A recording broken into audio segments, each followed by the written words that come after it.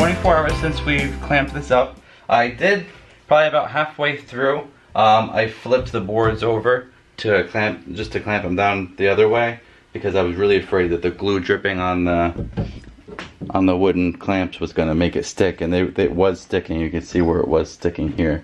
So I think if I let that set up totally, it would have been, I probably would have had to break these off to get them off the clamps.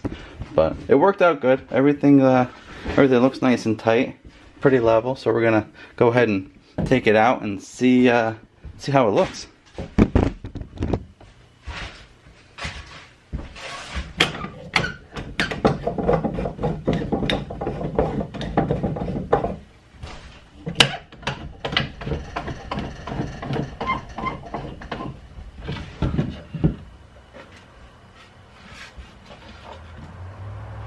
That's pretty good.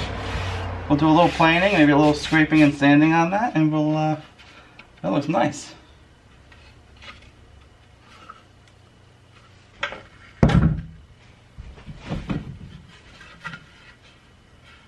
Yeah, this one didn't come out as tight as I would have liked it to.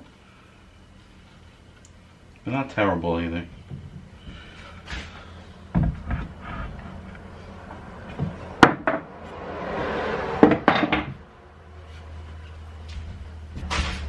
Alright, so the reason I made two, I was thinking we would lay one and then lay the other one over the opposite way.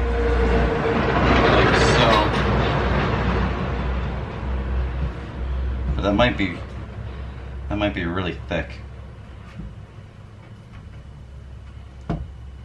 Yeah, I'll have to look and see how I wanna do it. Maybe we'll just use the one side. That's pretty thick. We'll see. We'll see how it goes. I'm gonna get this. I'm gonna do it off camera because it's probably gonna take a while. But I'm gonna plane this down, get it all nice and flat, and then we'll do both sides and we'll trace the circle around it. We'll cut everything out.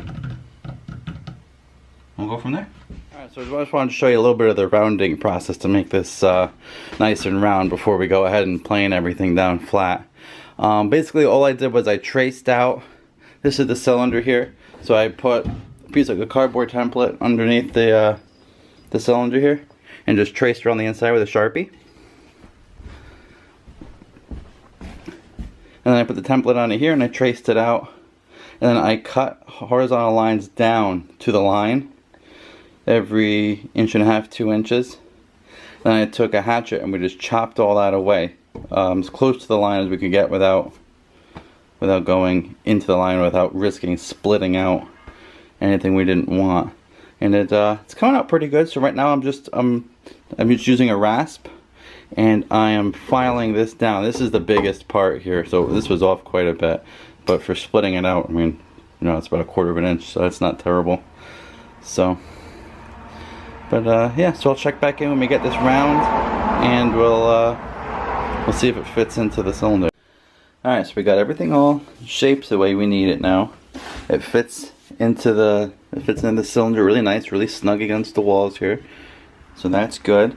Now this top piece here, this is gonna mount on top like this. This is an original piece. It used to be mounted to the original plate. It used to have a metal body that went on here that would accept the 1-inch shaft that goes down, so it's not pressing onto the wood.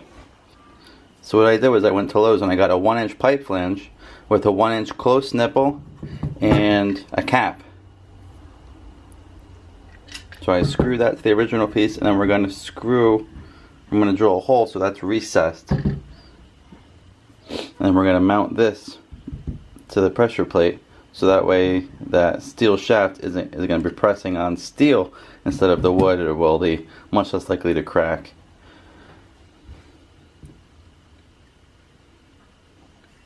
Then we'll have the original handle to pull it back out with and everything. So it'll look, I think it'll look really nice. I think that's more than thick enough. I think 2 would have been just overkill, way too much. I think that's plenty. I don't think it's going to break. We're probably going to put a piece, probably 2 2x4s wide, right across the center here, just for strength. Then we'll mount this right to that, and it'll be the pressure plate will be done. We'll be ready to make some apple cider. Thanks for watching.